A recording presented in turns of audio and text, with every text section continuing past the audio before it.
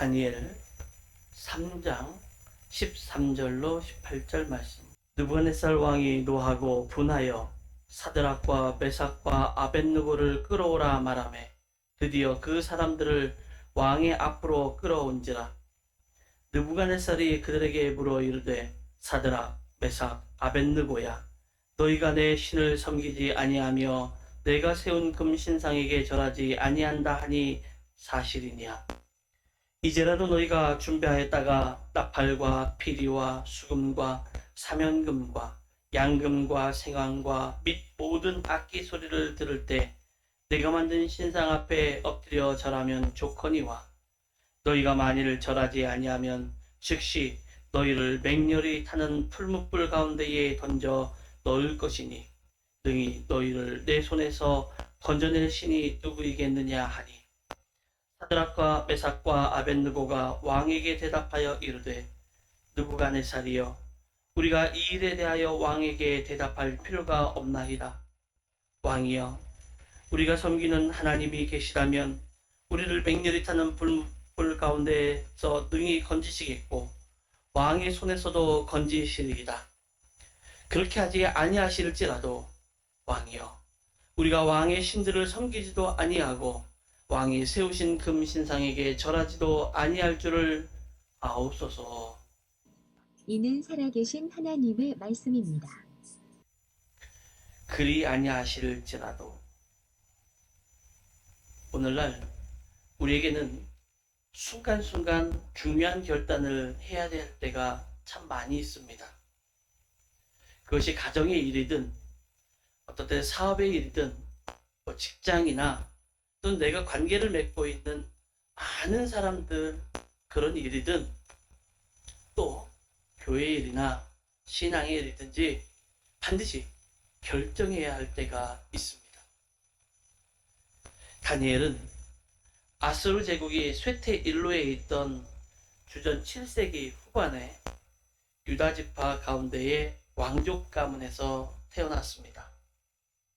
당시는 아수르의 약화를 틈타서 신흥 바벨론이 급속도로 그 세력을 확장하던 격동의 시기입니다. 주전 612년에는 바벨론이 아수르의 수도인 느느웨를 정복하고 605년에는 이집트에서의 전쟁에서도 승리를 거두며 명실공히 세계 제패를 하게 됩니다. 이 여세를 몰아서 주전 605년에는 유대까지 침공해서 값비싼 노획물을 약탈하고 많은 포로들을 잡아갑니다. 이때 잡혀간 사람들이 다니엘 그리고 세 친구인 사드락, 메삭, 아벳느고였습니다. 바벨론으로 붙잡혀가는 거예요. 이 70인역이라고 하는 성경에 따르면 느부갓네살 왕이 이 금신상을 세워서 놓았을 때는 그가 왕위에 오른 지 18년이 되던 때였습니다. 이때는 예루살렘이 다 함락된 때였고요. 또 느부갓네살 왕은 승리 기념으로 이 금신상을 세웠고 내가 위대하고 권위가 있고 강력한 통치력을 가지고 있다는 것을 널리 과시하기 위해서 제국 내에 있던 모든 이들에게 충성과 복종을 강요하려는 목적으로 이 금신상을 세웠고 절하게 했습니다. 느부갓네살 왕이 금으로 된 이 신상에 대하여 꿈으로 보게 되었고요. 또 그는 그와 같은 꿈은 금처럼 화려한 제국의 영광과 금처럼 빛나는 자신의 권세와 금처럼 영원할 거라고 하는 자만, 교만으로 이 금신상을 세우는데 규모가 높이가 60규빗, 한 27m, 너비가 6규빗, 약 2.7m 정도의 엄청난 규모의 금신상을 세우게 됩니다. 그래 놓고서 이 엄청난 규모의 금신상에 느부갓네살 왕은 모든 바벨론 사람들이 절을 하게 하고 또 왕에게 충성과 봉사를 하게 함으로써 왕의 승리와 권위, 강력한 통치력이 있음을 자꾸 보여주려고 했던 거지요. 그런 상황에서 이 다니엘의 이 세 친구가 보여준 신앙의 절개는 우리가 가져야 할 신앙의 마음과 행동의 결단이 아닌가 깊이 한번 생각을 해봅니다. 어쩌면 감사를 해야 되는, 첫 열매에 감사를 해야 되는 오늘, 우리가 신앙의 마음과 행동을 한번 점검해 보는 것이 오히려 더 나은 행동이 아닐까 하는 생각도 해보게 되었습니다. 그래서 이 말씀을 준비하면서 약간 이 말씀과는 좀 어울리지 않을 것 같은 주제인 이 말씀의 헌신이라는 말씀을 한번 이 말씀을 통해서 끄집어내 보려고 합니다. 헌신. 이 헌신이라는 것은 몸을 드리는 거예요. 몸을 드린다는 것은 죽도록 내버려 둔다라는 의미도 이 안에 포함되어 있습니다. 그런 의미에서 헌신한다는 것은 우리의 삶을 하나님께 드리는 거예요. 그리고 우리의 삶을 하나님께 내어드리는 가장 명확한 이유는 이게 바로 예수 그리스도를 닮아가는 일이기 때문에 그렇습니다. 예수님께 우리를 드릴 때, 하나님께 우리를 내어드릴 때 가장 큰 유익이 있다면 그것은 우리 삶에 찾아오는 경건입니다. 우리가 하나님께 헌신으로 우리 것을 드릴 때, 우리의 것을 나를 드릴 때 가장 큰 유익은 경건함. 우리에게 경건이 유익한 것은 경건함 가운데에 하나님이 동행하는 영적 유익을 경험할 수 있기 때문에 그래요.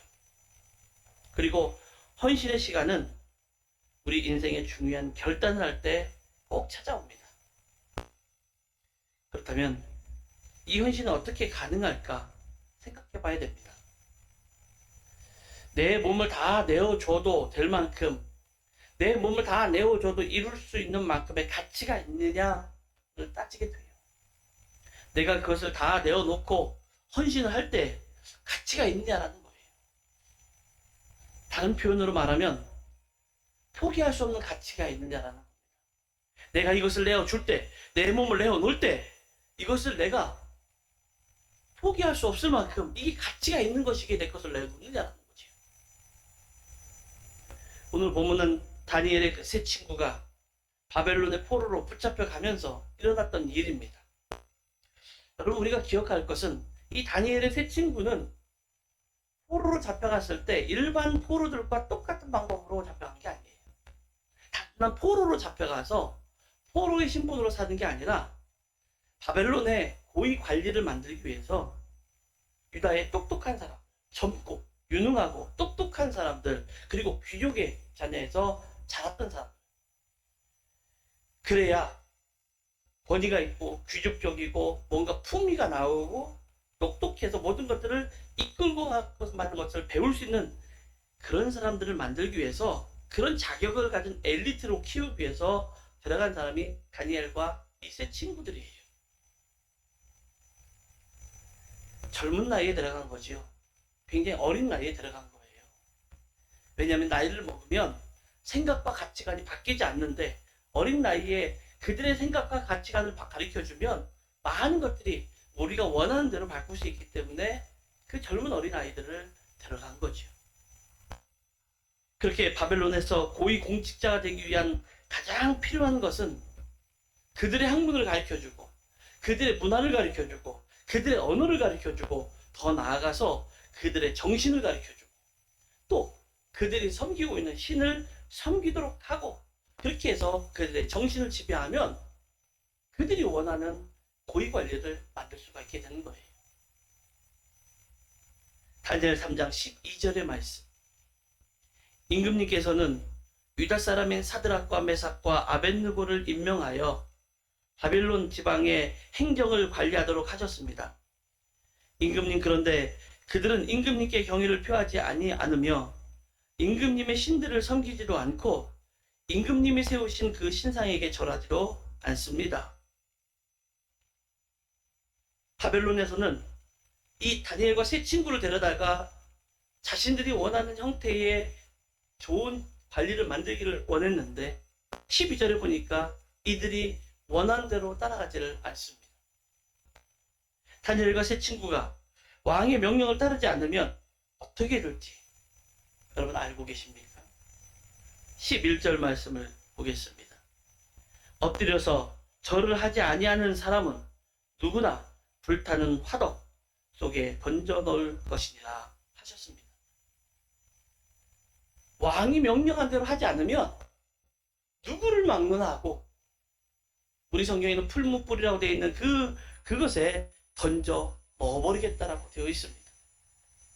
바로 이런 상황에서 이 다니엘의 세 친구가 취한 행동은 헌신이 무엇인지를 잘 보여주고 있습니다. 여러분, 헌신은 내 것을 포기하는 거고 나를 드리는 거라고 그랬습니다. 그렇다면 내 것을 포기하고 나를 드리는 거다 보니까 무슨 일이 생기느냐 하면 외롭게 됩니다.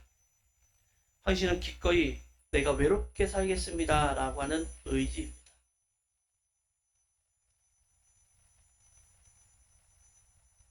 목회자가 되고 나니까 이게 제일 힘들어요. 외롭습니다. 그러므로 헌신하는 자들은 자신의 삶에 대하여 구차한 변명은 하지 않습니다. 다니엘 3장 16절 굽어 살펴주시옵소서. 이 일을 두고서는 우리가 임금님께 대답할 필요가 없는 줄 압니다. 제가 읽는 성경은 세 번역입니다. 헌신하는 자들에게 대해서는 자신의 삶에 대해서 구차하게 이러쿵저러쿵 할 필요가 없는 변명을 하지 않는 거예요. 영어 성경에서는 왕 앞에서 자신들의 행할 일에 대하여 변명할 필요가 없어서 구차하게 목숨을 구할 필요가 없다, 이렇게 번역을 했습니다. 자신들이 하는 일에 대한 확신이 분명하니까 구차하게 목숨을 구걸하기 위해서 변명할 이유가 없었던 거예요. 제일 구차한 인생은 변명으로 일관하며 사는 인생입니다. 자신의 삶에 대하여 자신이 없으니까 할 줄 아는 게 변명이에요. 헌신하는 것은 외로운 길을 가겠다라는 겁니다. 그러므로 헌신을 해야 하는 시기는 분명히 우리 인생에 있어서 결전의 시기이기도 하고, 또 우리 인생에서 가장 위대한 사건이 되는 시기이기도 합니다. 오늘날 상황을 놓고 따져보면 이 다니엘과 다니엘의 세 친구는 하나님께 헌신했다는 것 때문에 왕따가 된 사람들이에요. 하나님께 헌신한 것 때문에 왕따가 된 거죠. 그런 인생이 가장 위대한 순간을 맞이했던 사람들의 이야기가 오늘의 이야기고, 하나님을 향한 결정적인 헌신이 인생을 바꿔 놓았다라고 말해주는 사람들의 이야기가 오늘의 이야기예요. 또 하나는 헌신하는 삶은 주목의 대상이 된다, 이겁니다. 사람들이 쳐다보겠죠. 내가 헌신하는 삶, 헌신을 하겠다고 하는 그 순간부터 사람들은 나를 쳐다보. 확신 있는 삶은 우리를 헌신으로 인도하며, 확신에 찬 삶이야말로 우리를 풍성하게 만들어줍니다. 문제는 확신 있는 삶, 이 삶을 살아가게 되면 세상 사람들은 나를 주목하여 보게 된다는 거죠. 17절 불 속에 던져져도 임금님, 우리를 지키시는 우리 하나님이 우리를 활화 타는 화덕 속에서 구해주시고 임금님의 손에서도 구해주실 것입니다. 전 이 말씀을 읽을 때마다 굉장히 큰 은혜가 됩니다. 그리고 감탄을 하게 됩니다. 어떻게 이렇게 말할 수가 있을까? 어떻게 이렇게 말할 수가 있을까? 지금은 절대자 앞에 있는 거예요. 세상 권력자 앞에 있는 거예요. 그런데 어떻게 이 젊은 친구들이 이런 말을 할 수 있을까?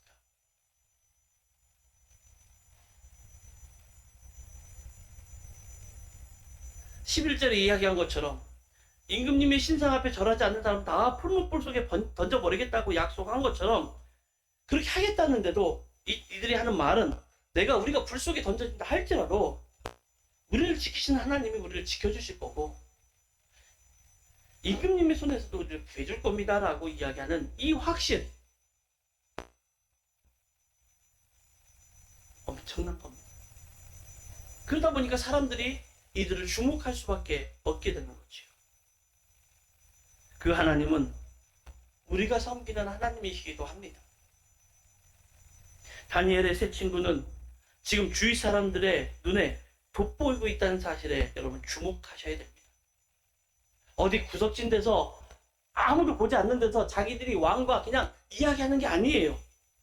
사람들이 있는 앞에서 당당하고 떳떳하게 내가 믿는 하나님, 내가 믿는 하나님이 나를 지켜주시기 때문에 나는 그 일을 할 수가 없습니다라고 거부하는 거예요. 그런데 사람들이 쳐다볼 수밖에 해요. 이들의 믿음이 특출나기 때문에 사람들을 쳐다보는 거예요. 어디든 특별한 사람은 눈에 띄게 되어 있습니다. 예수 믿는 것을 드러내놓고 살아갈 때 어떤 일들이 일어나는지 한번 여러분 보세요. 내가 예수님을 믿는다라고 고백해놓고 드러내놓고 살아가는 사람과 그렇지 않은 사람의 삶의 모습이 어떤지 한번 보세요. 처음에는 예수 믿는다고 하는 것을 내놓는 사람이 손해보는 것 같아요. 정말로 많이 손해보는 것 같아요. 근데 시간이 지나면, 많은 시간도 아니에요. 조금만 시간이 지나면 예수 믿는다라고 드러내놓고 사는 사람들을 더 존경하고 우러러본다는 거예요. 당당하게 내놓고 사는 사람들. 안 믿어지십니까? 어떤 일이 일어나는지 한번 내놓고 살아보십시오. 다른 사람이 나의 삶에 주목할 뿐만 아니라 나도 이제 내 삶을 마음대로 할 수 없게 되는 거예요. 내가 예수님을 믿습니다라고 말하는 순간 나는 내 삶을 내 마음대로 못해요. 다니엘과 세 친구의 돋보이는 믿음이 그들이 사는 세상 속에서 아직은 부정적인 의미로 보여졌을 수도 있습니다. 금신상을 섬겨야 되고 느부갓네살 왕의 위대한 이 업적들을 칭송하는 이 자리에 나는 하나님을 섬긴다고, 그것도 왕에게, 이 나라에게 패망한 그 나라의 신을 내가 지금도 섬기고 있다라고 말하는 것은 많은 사람들이 바라볼 때 미쳤구나라고 생각할 수밖에 없는 상황이다. 그런데도 불구하고 떳떳하게 나를 지키는 하나님을 믿습니다. 이들이 누구인데 사람들이 그렇게 생각하는 거예요. 이 사람들이 누군데 도대체 왕이 주는 음식도 먹지 않고 살고 있는 거고, 이들이 도대체 누구인데 위대한 제국을 건설한 이 느부갓네살 왕이 만든 저 신상에게 절도 하지 않는 거냐, 뻣뻣하게 설 수 있는 거냐, 이들이 도대체 누구길래 이 엄청난 왕에게 당당하게 자신의 의견을 말할 수 있는 거냐라고 주목하여 보기 시작하는 거죠. 어느 때 내가 하나님을 믿는 사람이라고 고백할 때. 그런데 헌신하는 사람들을 가장 힘들게 하는 것은 주목하는 것에서 끝나지 않습니다. 여기서 끝나면 그래도 좀 살만한데, 이 사람들을 힘들게 만드는 게 뭐냐면 시험한다는 거예요. 13절. 이 말을 듣고서 느부갓네살 왕은 노하여 사드락과 메삭과 아벳느고를 데려오라 명령하니 그들이 왕 앞에 붙들려 왔다. 이들의 헌신에 화가 난 느부갓네살이 내 신을 섬기지 않는다, 내가 만든 금신상에 절하지 않는다고 그들에게 묻습니다. 화가 나서 묻습니다. 세상은 우리가 하는 헌신을 질문을 통해서 확인하려고 합니다. 우리가 하나님 앞에 헌신하고 예수님을 믿는 것에 헌신하고 내가 하나님의 자녀로서의 삶에 대해서 헌신하는 것에 대해서 예수를 믿지 않는 사람들은 우리에게 묻습니다. 당신 정말로 사랑하는 사람들의 모습이 있는 하나님의 사람입니까? 당신들은 정말 하나님 앞에 부름받은 사람들입니까? 하나님을 믿는 사람들이라면서 왜 그렇게 삽니까? 라고 꼭 질문을 통해서 우리의 헌신을 확인하려고 합니다. 그리고 다시 한번 그 헌신을 무력화시키기 위해서 시험을 하게 돼요. 이런 순간이 다가오면 우리는 지금 용기와 결단의 순간을 보고는 있지만 그 순간이 오기까지 수없는 생각을 하게 돼요. 정말 하나님 나를 지켜주는 거 맞나? 내가 정말 이렇게 헌신하면 내가 손해보는 거 아닌가? 수없는 생각을 하게 되고 수없는 것들 가운데 빠져들게 돼요. 심지어는 정말 하나님이 계실까? 정말 하나님이 구원하실까? 딱 한 번만 전한다고 뭐가 잘못될까? 이거 신앙 배신하는 거 아닌데.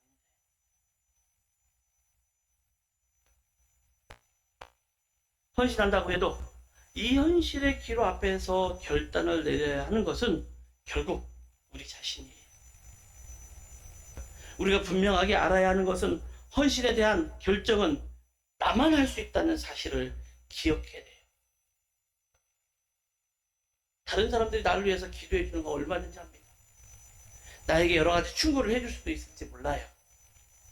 근데 결국 결단은 누가 하냐면 내 몫이에요. 그리고 그 결단에서 분명한 것은 이 결단을 하면 이 결단한 거에 대한 값을 지불해야 된다는 사실이에요. 그 결단의 값이 다니엘의 세 친구에게는 풀무불에 던져지는 값이었습니다. 그렇지만 우리의 헌신으로 하나님이 드러나는 영광이 순간 온다는 것을 기억해야 됩니다. 18절 말씀. 우리 성경으로 그냥 보겠습니다. 그렇게 하지 아니하실지라도 왕이여 우리가 왕의 신들을 섬기지도 아니하고 왕이 세우신 금신상에 절하지도 아니할 줄을 아옵소서. 18절은 자신들이 한 행동이 어떤 결과가 나타나든지 그것은 최선임을 믿는다라는 고백입니다. 내가 어떤 결과가 나에게 주어진다 할지라도 내가 지금 하고 있는 이 행동이, 이 고백이 최선이라는 거예요. 이런 확신이 있으므로 헌신할 수 있는 겁니다. 헌신된 삶이 풍성한 것은 기꺼이 그 삶을 드리기 때문에 그래요. 18절의 말씀을 통해서 보면 16절에 대답할 필요가 없는 이 변명이 보여주는 대답은 이런 것입니다. 내가 굳이 변명할 필요는 없지만 당신이 알기를 원합니다 라고 하는 말이에요. 내가 이것에 대해서 당신에게 이러쿵저러쿵 변명할 필요가 없어요. 그렇지만 당신이 좀 알았으면 좋겠습니다 라고 말하는 거예요.